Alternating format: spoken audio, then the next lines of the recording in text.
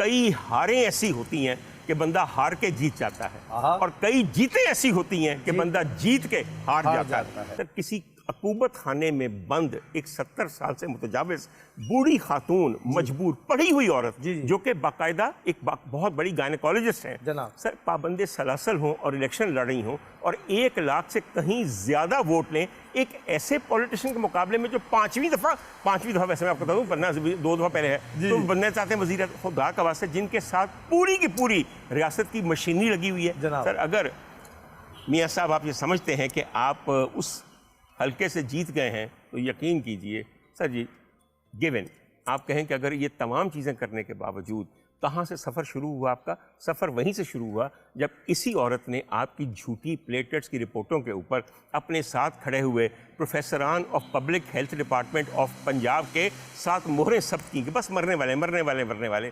Sir, वहाँ जाके आपने 4 हफ्ते के बजाय 4 साल गुजार दिए।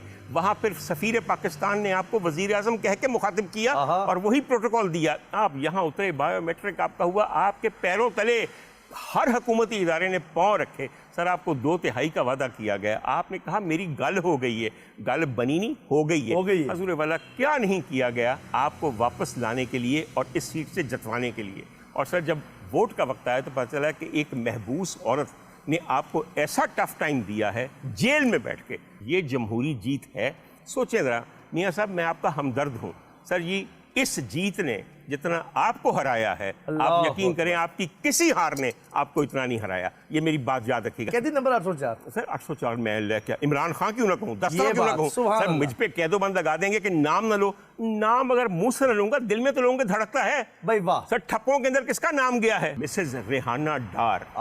सर जी, एक बात आपको बताऊं, खुदा के बाद अगर कायनात में किसी में ताकत है तकदीर से लड़ जाने की, हालात को बदल देने की, तो वो माँ की जात है। सर, वो रेहाना डार की फतेह नहीं है सर, वो माँ की फतह है, वो ममता की फतह है। सुबह 11 बजे, दोपहर 12:30 बजे पंजाब पुलिस के हर अफसर और हर सिपाही के गले में एक लॉकेट डालें।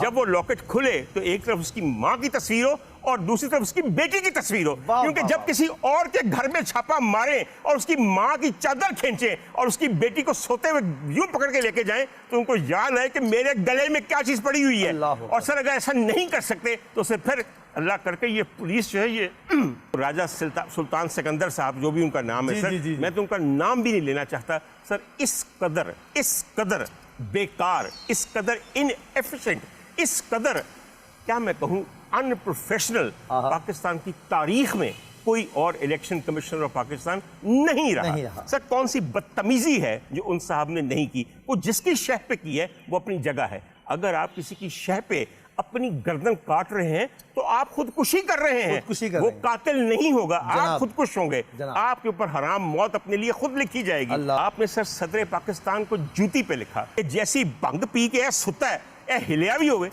होवे। सर, पूरी कौम, पूरी दुनिया की नजरें आपकी तरफ से इलेक्शन के रिजल्ट्स पे थी। सर, 20 घंटे बाद भी रिजल्ट मुकम्मल नहीं आ सके थे, 24 घंटे लग गए।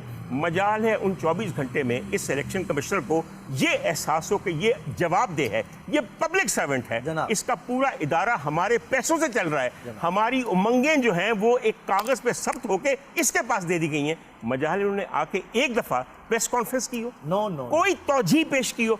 पता चला कि भाई ये एक चैनल से बैठ के खातून है जिनके साथ इनकी दोस्ती है, बहुत अच्छी खातून है मेहर बुखारी, कि उनके फोन लेते रहे और बढ़ जा तू अल्लाह करके। सिर्फ मेहर बुखारी नहीं, हम 25 करोड़ अवाम भी तुमसे कह रहे हैं कि खुदा के लिए क्या वजूहात थी कि आपके सिस्टम बैठ गए। आप ये सोच सकते हैं कि परेशानी का क्या आलम होगा लोगों का, कि हमारा नतीजा कब आना है। एक एक वोटर जिसको आपने मजबूर किया कि निकलो पाकिस्तान की खातिर, खुद अपनी पहचान की खातिर, अब दे दो जान इस की खातिर। समझ आई मेरी बात की? इलेक्शन कमिश्नर साहब, आप यकीनन सदर पाकिस्तान के जवाब दे नहीं है। ये बता दूं आपको कि मुमलिकत पाकिस्तान और कौम पाकिस्तान के न सिर्फ आप जवाब दे हैं बल्कि उनकी नजर में आप बदतरीन मुजरिम भी हैं, इसलिए कि ये काम करके दिखाया, ये सिस्टम लगाया, ये अमला रखा है। आपको तो इतनी हया नहीं कि सामने आके माजरती कर लें कि हमारी इनएफिशिएंसी की वजह से 25 करोड़ आवाम तड़प रहे हैं और अपने मुस्तकबिल के बारे में शकोक में मुब्तला हैं। कहीं ना कहीं लोगों को यह समझ आ गई है कि यह रॉन्ग नंबर था।